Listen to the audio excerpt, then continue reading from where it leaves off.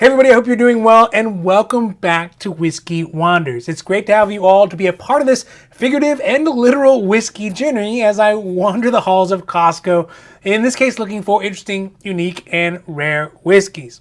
Also, thank you all for the comments in the box down below. It really feels kind of cool to be a part of this little niche community about whiskey and about Costco and kind of the mixture of it. It's just very cool. Thank you all very much. Now today, I am in a Costco that's located in San Diego in a city called Carlsbad, which is in the northern part. And this Costco is sort of ideally situated to have some of the best selections of whiskeys that I've seen probably in Southern California on a consistent basis. And I think mainly it's just because of like the suburbanites in the area and the income demographics, and for whatever reason, they just have a high whiskey consumption at that Costco. It also has some very high-end whiskeys that you don't usually see in Costco that often. For example, today I'm going to talk about the Glenfiddich 1975, which is a 44-year-old whiskey, which is definitely a showpiece, as well as this purported Japanese whiskey, Tenjaku Pure Malt, and lastly, this sort of very eccentric Colorado M whiskey that's made using maple barrels. So it's definitely going to be an interesting one for sure. If you like these little videos of me whiskey shopping at Costco, please don't forget to like and subscribe. That way you can get updates when my newest videos get put up. So thanks again, and let's get down to it. All right, so like I said, this Costco at Carlsbad is a pretty fancy pants Costco. And it's never really short on whiskeys, or wines for that matter, that are way out of the ballpark for the average whiskey budget. That also means that you get to see some really interesting stuff that you wouldn't normally see in person pretty much anywhere else. And it feels like kind of sort of walking by the windows at your local Ferrari dealership. Like it's just, it's pleasing to look at the cars and be like, ooh and ah, even if you know you're never really going to buy it. This is the case with this Glenfiddich 1975. So it is 44 years old. It only comes out in 100 bottles per cask, and there's only two casks. So cask number 4706, and the one that we see here is just cask 5114. This cask 5114 is aged in European oaks hogshead at the Glenfiddich warehouse and is bottled at cask strength, as well as being a non-chilled filter. But this, frankly, this is a whiskey for, I don't know, CEOs or maybe successful whiskey YouTube guys, maybe someday, maybe, hopefully. Or somebody who has the money and taste to really appreciate it, because the cost here at Costco is $7,999. So basically what you would pay for a decent boat. But it's still a steal when you look at the street shelf price, which is at the high end, $9,999. So let's face it, $10,000 on the high side, and then on the low side, $9,400 on the low side. So that puts the average street shelf price at $9,699.50. So if you could convince that other person who holds the other side of the purse strings in your household budget to let you get it at Costco, you'd be saving $1,700 in cash, or 17.53%. So it's not that much percentage-wise, but that's a pretty good amount of chunk of change for sure, especially in the cash. Now the ABV on it is an uplifting 54.7%. It has tasting notes on it that mention things like caramel apple, nutmeg, spiced oak, sun-dried raisins, toasted macadamia nuts, and rich fruit cake, which all sound great. And in fact, for $8,000, you could probably buy at least a metric ton of each if you were so inclined to do so. Now, the reviews are where things start to get a little bit tricky on this one because, well, at such a high price, there isn't exactly a lot of people who put reviews out on it. Think about it. The number of people who are willing to spend that type of money on such an expensive whiskey, then divide that by the number of people who have actually opened it and drank it, and then divide that by the number of people who are willing to write and post about it. It's really an extremely small number of people that have an extremely number of reviews that are very small. So out of the reviews that I could find, it does show that it got 90 points, which is kind of lackluster. It's pretty lackluster considering the age and the price on it. And yes, I'm sure it's good. But the Dickel 8 that we talked about the last video earlier, it got 90 points as well, and it's only $23.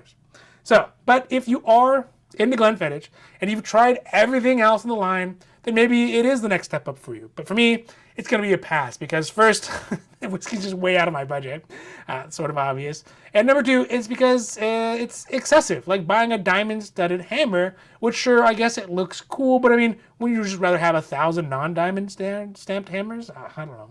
Now, this next one I'm going to talk about today is this Tenjaku Pure Malt, which is one of these increasingly numerous Japanese whiskeys that have rather dubious origin stories, like buying a discount Rolex on the government auction site, GovDeals. Just don't do it. That's a bad idea. It's purportedly distilled and aged in Japan according to the company's website, but it doesn't have any age statements on it, and it uses words like to describe the Japanese as Japanese style whiskey and inspired by master blended Kenji Watanabe. It's just it's this kind of chicanery that makes me so suspicious about these kinds of quote-unquote Japanese whiskeys. I think that this one specifically is probably one of those ones that they get their Scotch imported, then barrel it in Japan and store it, and voila, presto changeo, it's Japanese whiskey. Which is true technically, yes, I guess, but definitely not spiritually. Either way, it is made with both corn and barley and is aged in American white oak barrels. The cost for it at Costco is set at $63.99 with the average street shelf price at $112.49. That's on the high side, and $89.99 on the low side. So that means the average street shelf price is at $101.24. So if you do end up buying it at Costco, then you'll get a savings of $37.25 or a percentage of 36.79%, which is not too bad on the percentage savings. Now, the ABV on the Tenjaku is at 43%, which is pretty normal for many Japanese whiskeys. And the tasting notes mentions flavors like butterscotch, breakfast cereal, honeycomb, and tinned pears. So, maybe this could be a good whiskey for breakfast, right? No? Now, the reviews on it are sort of unfavorable at 79.75 points and mention that on average, the whiskey is overpriced for the quality, has a disappointing lack of finish, and is very likely a money grab for unsuspecting whiskey drinkers. So in conclusion, this one, for me, it's going to be a skip. Actually, you know what? Let me go check something. What are you checking? Checking this. Check this. Damn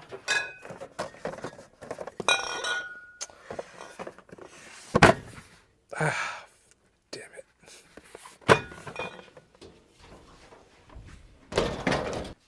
Actually, you know what? It looks like I did end up getting 2 bottles of it.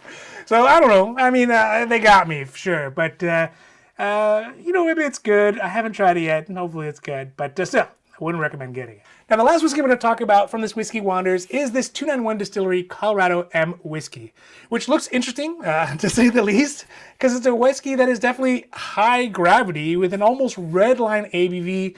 It is made by a company out of Colorado that was started by a retired photography person. A photographer. So not exactly what you would expect from a whiskey company, but hey, you know what? It takes a full village to make stuff like this, I guess. Now, the interesting aspect of it, and dare I say it, avant-garde aspect of this whiskey, is the fact that it is aged in maple syrup barrels for 4 months. Now, it doesn't have an age statement on it, and it has tried to kind of circumvent the costly and lengthy process of aging the whiskey in barrels by adding aspen wood staves to the mixture, which turns out this is just basically wood chips that they put in the whiskey to try to make it taste older than it is. Sort of like, I don't know, maybe getting like a fake ID from an out-of-state, hoping that the door person isn't sure what a license from Idaho looks like. Either way, the cost for it at Costco here is at $84.99, so it's not particularly cheap. And on the street shelf price, it gets even higher, with the highest price showing at $124.99 and the low being at $101. So that makes the average street shelf price come out to $113. So if you do end up buying it at Costco, you will get a savings of $28.01 or 24.78%. Now, the ABV on this is giant at 61%. So it's enough to bring down even the likes of Andre the Giant. And if it tastes horrible, I mean, at least you can run your 2-stroke lawnmower on it. The taste on it, though, mentioned that the flavor leans very heavily on maple syrup flavor. It's rich oak, cinnamon spice from the rye, and old leather. The reviews on it are not particularly friendly to it as well, and the average score on it is only 79.75 points, stating that it lacks refinement and that the aspen chips flavors can be overpowering. So in conclusion, this one, it's going to be a pass for me, like a real pass for me. For one, I don't want to encourage this type of money grab style of making whiskey, just trying to make a quick buck, and by buying this, I feel like it would be encouraging copycats. And the second is that I don't need a whiskey that I could use to power a top-fuel dragster if I needed to, especially when it's obviously hiding the inadequacies that are abound in it, like in its taste with the high amount of alcohol. And so I just, it's something that I think I'm going to skip, and I'm not trying to belittle the efforts of these folks, but I don't want to support this kind of whiskey market. That's just me. You may try it, but that's it for me. All right, so that was it for today's Whiskey Wandering at Costco in Carlsbad. Thank you all so much again for watching to the end of the video, and I hope that you enjoyed this video. And if you did, please don't forget to like and subscribe. That way you can get notified when my newest videos get put up. Also, remember, if you see a whiskey that you love, just buy it. Because if you don't, somebody else surely will. And it might even be me. So have a great rest of your day. I'm out, and adios.